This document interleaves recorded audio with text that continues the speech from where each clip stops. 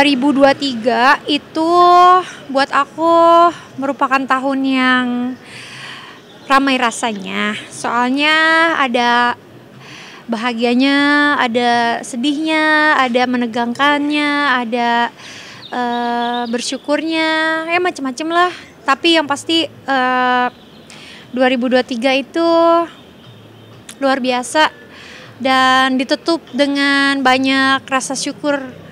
Karena ya meskipun ada beberapa masalah, ketika anak aku sakit itu aku udah galau banget karena dokter menyarankan untuk rawat inap. Tapi aku dikasih kesempatan malam itu kalau masih demam, pagi harus dibawa rawat inap gitu. Dari siang ke sore masih demam. Malam sebelum tidur aku berdoa sama El Barak. Kita benar-benar berdoa mohon sama Tuhan supaya jangan kasih daun demam, angkat penyakitnya. Entah mengapa kita berdoakan dari dalam hati banget ya. Dan itu bener-bener loh mukjizat itu terjadi. Malamnya nggak demam sama sekali.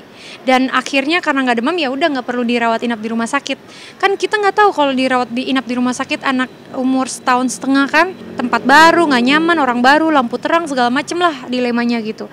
Tapi itu Tuhan bener-bener menjawab doa yang sesimpel itu gitu. Tapi emang kita mintanya dengan penuh hati. Apalagi ketika kita menuju titik jalan keluar itu kan pasti kita syukurin gitu. Karena kan yang namanya anak sakit kita pasti lebih pusing gitu kan. Karena kita nggak tega pastinya ngeliat anak menderita segala macam. Apalagi anaknya masih kecil banget, belum bisa ngomong sakitnya di mana gitu. Dan ketika anak sembuh tuh rasanya bersyukur banget kayak bersyukur banget bisa melewati momen-momen kemarin yang ngurus anak yang sakit, yang segala macamnya lah gitu.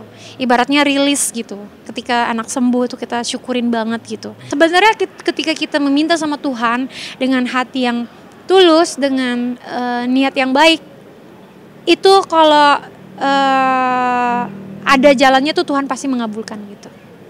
Jadi itu benar-benar deh aku ngerasa tahun 2023 ini membuat aku lebih dekat lagi sama pencipta kita gitu.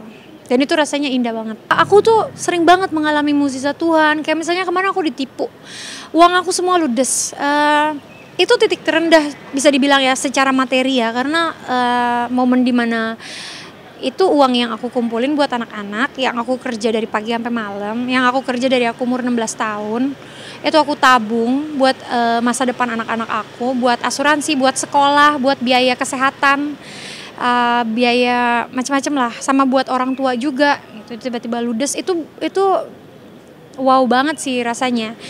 Tapi di mana di situ aku cuma minta sama Tuhan, kalaupun ini memang harus terjadi, izinkan aku untuk ikhlas, izinkan aku untuk belajar dari kesalahan ini, entah belajar sabarnya, entah belajar ikhlasnya, entah belajar jangan sampai terulang lagi, ya kan. Tuhan tuh kasih semuanya yang aku minta. Aku diajarkan untuk sabar, aku diajarkan untuk ikhlas.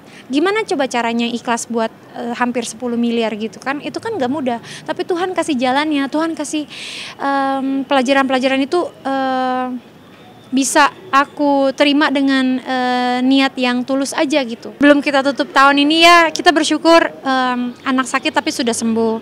Kemarin juga ada kasus tapi tersangka sudah ketangkap. Dan lain-lain lah pokoknya. Tapi pokoknya segala apapun itu bagi aku dan keluarga aku tuh yang penting kita tetap bersama-sama, tetap saling support, tetap kita jalani apapun itu, tetap kita syukuri apa yang kita punya di hidup kita gitu. Udah lebih gede kan, jadi kalau Barak itu udah bisa ngobrol, kasih semangat, sabar. Dengan kata-kata dan perlakuan dia aja tuh kadang sweet gitu ke aku kalau dia lihat aku kayak lagi capek atau apa gitu. Kalau suami juga luar biasa gitu. Kalau aku ada masalah, aku nggak perlu ABC tapi dia udah bisa ada di garda terdepan buat aku, udah bisa selalu support aku dengan caranya dia gitu. Dan itu ya yang aku rasakan, yang penuh aku syukuri banget ya selama ini gitu. Karena suami aku juga luar biasa banget. Perannya sebagai suami tuh selalu sayang ke aku, anak-anak, menjaga kita, melindungi kita, menyayangi kita, mensupport kita, itu luar biasa gitu. Jadi luar biasa lah semuanya, dari segala macam masalah apapun yang terjadi di hidup aku, tapi tuh outputnya banyak belajar. Tapi dari segi yang lainnya itu ada keluarga gitu yang aku syukurin luar biasa gitu. Luar biasa ya, nomor satu itu adalah Tuhan, nomor dua itu adalah keluarga, suami dan anak-anak gitu. Jadi hidup bersama mereka, hidup untuk mereka, dan hidup dari mereka juga gitu. Karena mereka yang bikin aku hidup, mereka yang bikin aku semangat, mereka yang bikin aku selalu punya motivasi dalam hidup ini, selalu bersyukur. Banyak lah gitu. Keluarga itu luar biasa buat aku. Kalau buat aku Natal itu kebersamaan bersama keluarga. Di momen-momen Natal itu adalah momen dimana keluarga berkumpul, saling berbagi kasih gitu kan. Ya kalau di keluarga aku tuh terbiasa kan banyak anak-anak ya, jadi biasa untuk kayak beli hadiah, bungkus kado, tuker hadiah, buka hadiah, terus pasang pohon Natal, terus juga momennya tuh festif juga kan, jadi makan bersama dengan hidangan-hidangan yang spesial yang adanya tuh hanya di bulan-bulan Desember gitu. Momen Natal kali ini ya kita rayakan dengan sederhana, dengan bersama keluarga juga berkumpul gitu. Terus kalau untuk kado-kado Natal anak-anak boleh disiapkan? Udah dibuka. Elbarak dapat mainan Lego, terus sama gawang bola sama bolanya. Terus kalau adik Don dapat mobil-mobilan gitu yang bisa jalan sendiri, sama dapat bus-busan, sama dapat apa gitu, papan tulis yang bisa hilang-hilang gitu.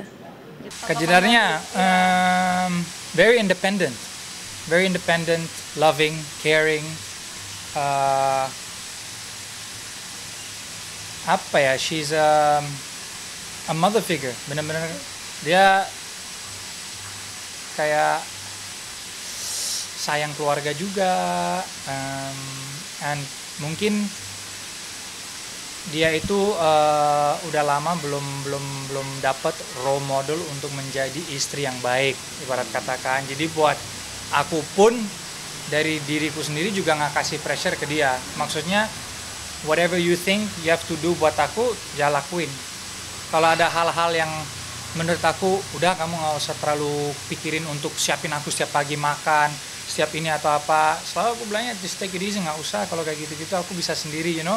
Aku juga nggak mau terlalu menjadi diktator kayak di dalam keluarga, nggak mau. Waktu kita mau berangkat ke Jepang itu Elbarak sakit, dan itu muntah-muntah parah banget. Kalau orang ngelihatnya, oh ini nggak mungkin berangkat. Padahal jam 6 sore itu kita harus terbang ke Jepang kan. Tapi nggak tahu ya, itu rencana Tuhan tuh luar biasa gitu. Karena ini kan sebenarnya ke Jepang itu hadiah buat Elbarak karena term 1 tuh raportnya bagus. Dari pagi sampai sore itu dia masih muntah-muntah. Akhirnya sore langsung masuk UGD. Bayangin jam 4 sore ke UGD, jam 6 harus terbang ke airport, dimana jam 4 itu pasti macet, jam 4 ke 5 ke 6 itu pasti macet parah banget ke airport kan. Udah gitu ditambah UGD harus diinfus selama 1 jam, dari rumah ke UGD infus 1 jam, dari UGD ke airport itu harus nyampe sebelum jam 6 karena kan harus check in, karena kan keluar negeri harus ada boarding dulu, check in pasport, boarding. Aku berdoa sebut nama Tuhan berkali-kali. Magicnya ya, mukjizatnya terjadi itu dalam 2 jam semuanya beres. Resolusi 2024 itu aku mudah-mudahan aku bisa punya momongan lagi kalau Tuhan mengizinkan ya. Terus ya semoga kita sekeluarga semakin solid, selalu sehat, dan dimudahkan rezekinya, dan semoga ya niatan kita untuk bahagiain orang tua juga tercapai, terkabul gitu. Pengennya sih cewek, tapi sebenarnya kita mah sedikasihnya Tuhan lah. Kalau bisa cewek ya kita pasti seneng banget kan, biar lengkap ya. Sahabat seumur hidup lah. Vincent tuh nggak mau, ya lebih ke soulmate. Karena kan ya married tapi kan belum tentu love. Yang paling penting teman sejati, maksudnya sampai maut memisahkan, soulmate sampai tua. Nggak ada simpen rahasia, kayak yang aku bilang sama Jas, nggak usah dipikirin terlalu gimana, just go with the flow. Asal kamu udah komitmen sama dirimu sendiri, aku juga sama. Balik lagi ke selain komitmen juga loyal, kan jadi enak. Iya, jadi jalaninnya nggak berat. Iya, apalagi tugas dia sebagai istri dan ibu dia tahu, tugasku sebagai suami dan ayah juga aku udah tahu. Ya udah, komit aja ke tugas-tugas itu. Selain itu juga nanti juga akan mengalir enak jadinya kan.